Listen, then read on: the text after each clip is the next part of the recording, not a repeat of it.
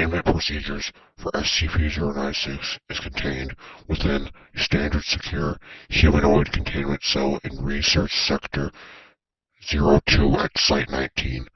SCP-049 must be sedated before any attempts to transport it. During transport, SCP-096 must be secured with a Class 3 humanoid restriction harness, including a locking collar and extension restraints, and monitored by no fewer than 2 armed guards. While SCP-096 is generally cooperative with most Foundation personnel, outbursts or sudden changes in behavior are to be met with elevated force. Under no circumstances should any personnel come into direct contact with SCP-049 during these outbursts. In the event SCP-096 becomes aggressive, application of lavender has been shown to produce a calming effect on the entity. Once calmed, SCP-096 generally becomes compliant and will return to containment with little resistance. In order to facilitate the ongoing containment of SCP-049, the entity is to be provided with the corpse of a recently deceased animal, typically a bombi or other large mammal, once every 2 weeks for study. Corpses that become instances of SCP-049-2 are to be removed from SCP-049's containment cell and incarcerated. SCP-049 is no longer permitted to interact with human subjects, and requests for human subjects are to be denied. SCP-049 is a humanoid entity, roughly 1.9 meters in height, which bears the appearance of a medieval plague doctor, while SCP-049 appears to be wearing the thick robes and mask indicative of that profession. The garments instead seem to have grown out of SCP-049's body over time, and are now nearly indistinguishable from whatever form is beneath them. X-rays indicate that despite this, SCP-049 does have a humanoid skeletal structure beneath its outer layer. SCP-096 is capable of speech in a variety of languages, though tends to prefer English or medieval French, while SCP-049 is generally cordial and cooperative with Foundation staff. It can become especially irritated or at times outright aggressive if it feels that it is in the presence of what it calls the pestilence.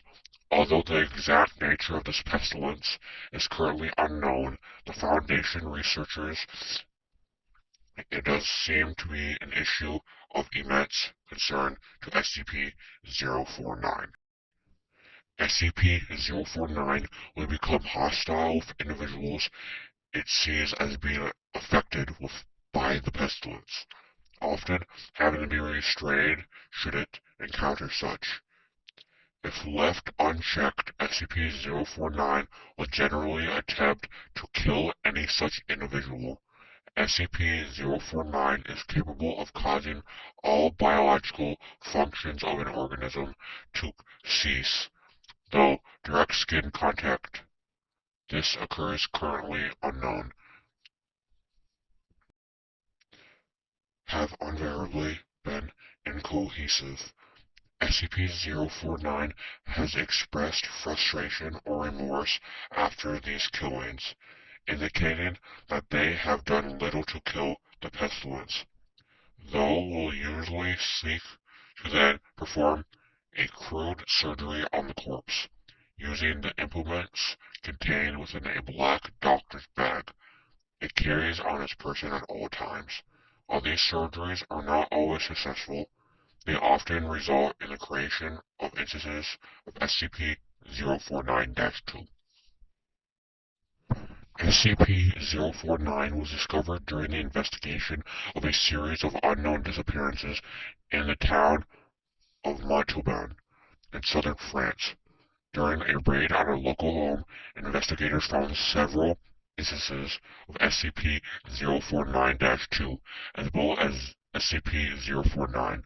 While law enforcement personnel engaged the hostile SCP-049-2 instances, SCP-049 was noted as watching the engagement and taking notes in its journal. After all, the SCP-049-2 instances were dispatched. SCP-049 willingly entered Foundation custody. The following interview was conducted by Dr. Raymond. Alors, comment devrions-nous commencer une introduction? Is that French? Can we get a translator? The King's English. No need for translation, sir. I can speak it well enough. Good. My name is Dr. Raymond Ham, and I... Ah, a doctor. A like-minded individual, no doubt. Wherein is your speciality, sir? Cryptobiology. Why? A medical man, such as myself. Wonders abound. And here, I worried I had been abducted by common street thugs. This place, then, this is your laboratory. I had wondered, as clean as it is, and with such little trace of the pestilence here. The pestilence? What do you mean? The scourge. The great dying. Come now, you know what is it they call it? No matter. The pestilence, yes. It abounds outside these walls, you know. So many have succumbed, and many more will continue to, until such time as a perfect cure can be developed. Fortunately, I am very close. It is my duty in life to rid the world of it, you see. The cure to end all cures. When you say the great dying, are you talking about the bubonic plague? I don't know what that is. Well, I see. Right, well, the entities our agents encountered at the house, they were dead when you encountered them, yes? You reanimated them. In a manner of speaking, you see things too simply, Doctor. Expand your horizons. Life and death, sickness and health. These are amateur terms for amateur physicians. There is only one ailment that exists in the world of men, and that is the pestilence, and nothing else. Make no mistake, they were very ill. All of them. You think you cured those people? Indeed. My cure is most effective. But the things we recovered were not human. Yes, well, it is not a perfect cure, but that will come with time, and further experimentation. I have spent a lifetime developing my methods, Dr. Ham, and will spend a lifetime more, if necessary. Now, we have wasted too much time. There is work to do. I will require a laboratory of my own, one where I can continue my research unimpeded. And assistance, of course, though I can provide those on my own. In time. Oh, I don't think our organization would be willing to... Nonsense. We are all men of science. Fetch your coat and show me to my quarters, Doctor. Our work begins now. And audio log 1.